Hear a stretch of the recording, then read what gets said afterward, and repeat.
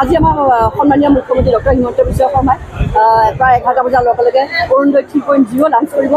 এয়া অসমৰ দৃষ্টিত সৰ্ববৃহৎ হিতাধিকাৰী আঁচনি। ইমান মহিলাক সামৰি লোৱা, ইমান মহিলাৰ অৰ্থনৈতিক অৱস্থা সবল কৰাৰ কাৰণে দেশৰ ভিতৰতে সৰ্বপ্ৰথম সৰ্ববৃহৎ মহিলাৰ কাৰণে লোৱা আঁচনি। আৰু এই অৰুণোদয় আঁচনি আজি আমাৰ অসমত লোৱাৰ লগে লগে ভাৰতৰ বিভিন্ন ৰাজ্যত আমাৰ অৰুণোদয় মডেলটো এডপ্ট কৰিবলৈ গৈছে বা এডপ্ট কৰিছে। গতিকে সমগ্ৰ ভাৰততে খৰকনি লাগি গৈছে অসমৰ অৰুণোদয়ৰ কথা। ভাৰতৰ জনসাধাৰণৰ মুখ্যমন্ত্ৰীও এতিয়া অসমৰ অৰুণোদয়ৰ কথা।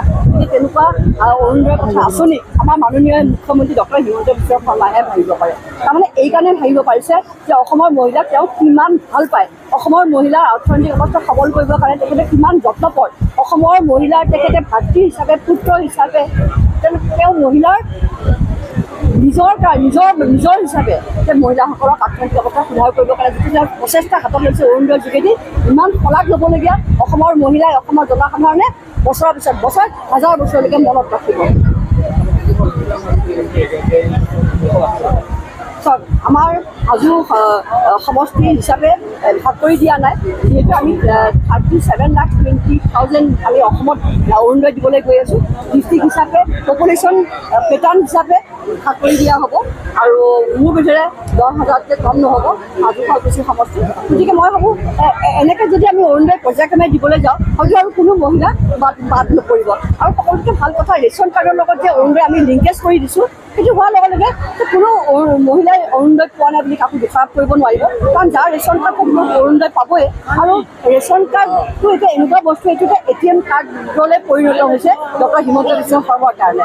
কাৰণ ৰেচন কাৰ্ড থকা মানে আপুনি চাউল পাব, ৰেচন কাৰ্ড থকা মানে অৰুণোদয় পাব, আৰু ৰেচন কাৰ্ড থকাৰ লগে লগে আয়ুষ্মান ভাৰত, আয়ুষ্মান অসম বা এক্সিডেণ্টেল স্কীমৰ বেনিফিট পাব। গতিকে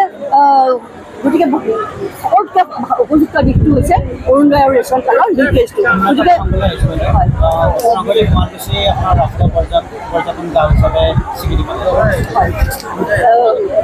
এয়া শুৱালকুছিৰ গৌৰৱ, হাজো শুৱালকুছি সমষ্টিৰ গৌৰৱ, এয়া ডক্টৰ হিমন্ত বিশ্ব শৰ্মাৰ গৌৰৱ। আৰু অকণমান অংশীদাৰ আপোনালোকৰ হাজোবাসীৰ লগতে আমিও পাইছোঁ বুলি ভাবিছোঁ। আৰু কাৰণ বস্ত্ৰ নগৰী শুৱালকুছিয়ে বহুত আগতেই পাব লাগিছিলে, কাৰণ ইমান ইথনিক পৰ্যায়ত ট্ৰেডিশ্যনেলি এনেকুৱা ধৰণৰ এই বয়ন শিল্পই আমাৰ শুৱালকুছিতে আছে। পাট হওক, মুগা হওক, আমাৰ যিটো ঐতিহ্য পৰম্পৰা তেওঁলোকে ৰক্ষা কৰিছে। কাৰণ এইখন চৰকাৰে হ'ল গৈ হেৰিটেজ সংৰক্ষণ কৰিবৰ কাৰণে চিন্তা কৰা চৰকাৰ। গতিকে আমাৰ শুৱালকুছিৰ মুগা হওক, পাট হওক, এয়া হ'ল যে আমাৰ হেৰিটেজ আৰু ঐতিহ্য, এয়া সংৰক্ষণ কৰাটো আমাৰ চৰকাৰৰ কৰ্তব্য।